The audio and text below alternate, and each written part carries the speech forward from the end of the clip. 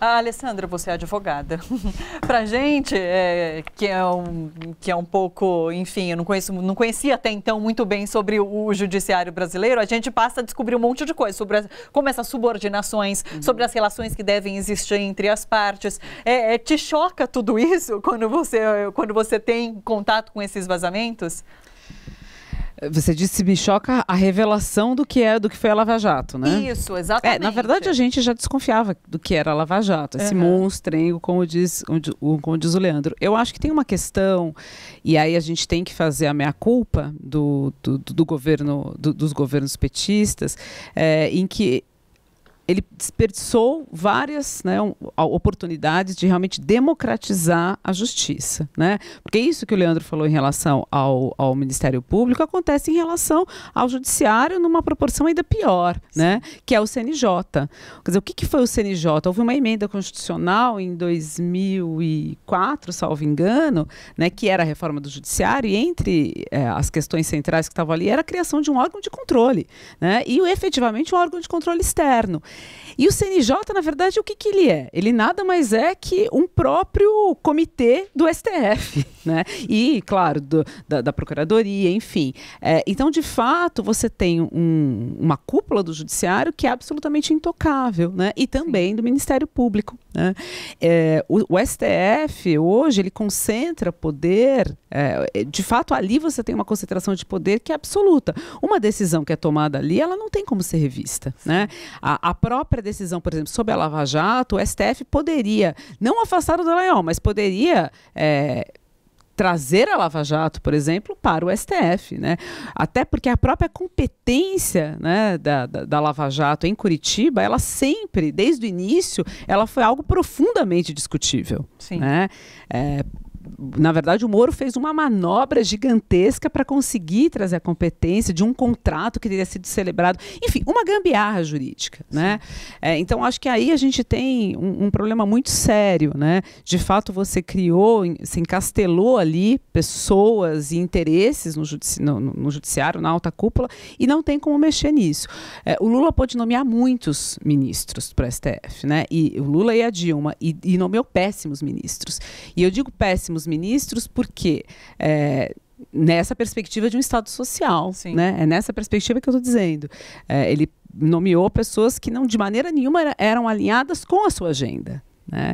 E porque existia uma preocupação, de certa forma, com o ser republicano. Você não eleger, de repente, uma pessoa, você não colocar ali uma pessoa que tenha proximidade com as suas pautas, mas colocar uma pessoa lá considerada neutra. E se a gente teve problemas nas gestões passadas em relação ao judiciário, imagina nessa gestão. Não, e na verdade não existe a neutralidade, né? Sim, toda neutralidade, na verdade, é uma posição política. E de fato, o sistema republicano e a separação de poderes e essa maneira de nomeação, ela não existe, ela existe considerando isso, né? O Obama só indicou ministros aliados a ele, né? Aliados a ele nessa perspectiva, com a sua agenda, assim como o Trump, assim como o Bush. Isso não faz deles menos republicanos, né? Até porque há uma alternância de poder, e essa alternância de poder leva a uma alternância de nomeações, né?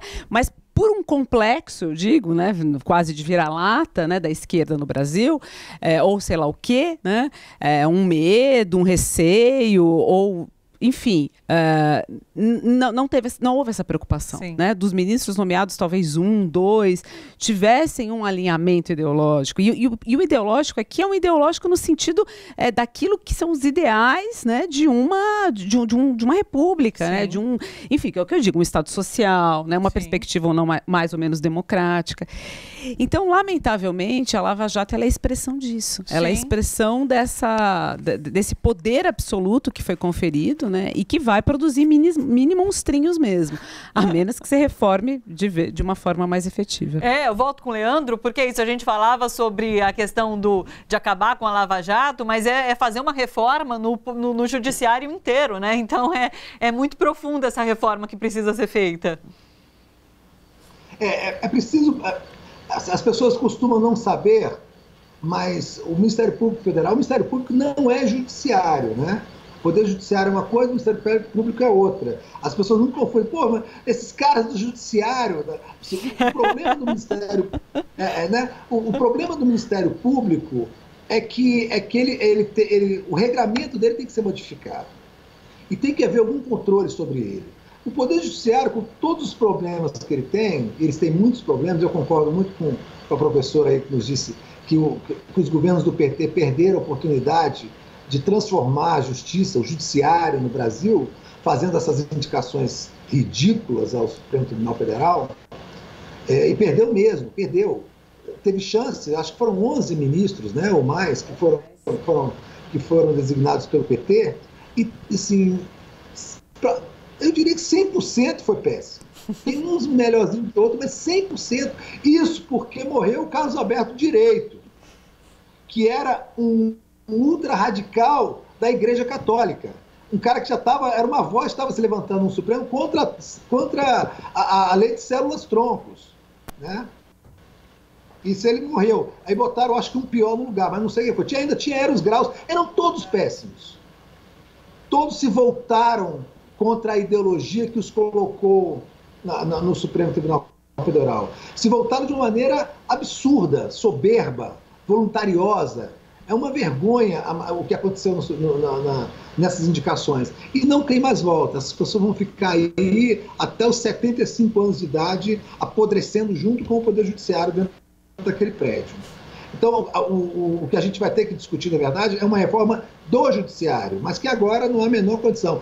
Aquilo que a gente não está na luta, a nossa luta agora não é política, a nossa luta agora é para retirar da Presidente da República, nem que seja com uma focinheira, esse demente que está governando o país, porque não é mais possível que uma sociedade dita civilizada aceite que essa pessoa continue governando esse país. Leandro, antes de nos despedirmos de você, fala um pouquinho sobre o seu blog. Você escreve no Brasília, eu vi, chama as pessoas para entrarem. Inclusive, esses dias eu vi que você postou um texto sobre Jair Bolsonaro indo a eventos com uma faixa presidencial, que eu achei ótimo.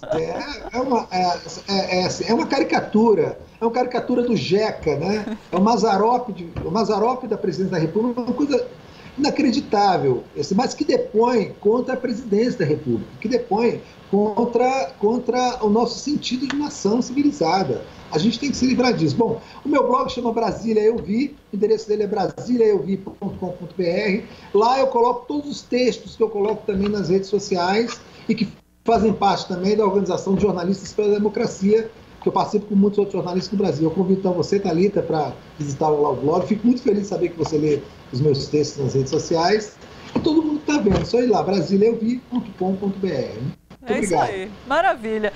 Muito obrigada, Leandro. Sempre muito legal falar com você. Olha só, você que curte a TVT e quer contribuir com a gente para que a nossa programação chegue cada vez mais longe, se inscreva no nosso canal do YouTube/Rede TVT e torne-se membro. Ou então faça a sua contribuição em nosso Catarse. É só acessar catarse.me/TVT. A gente agradece.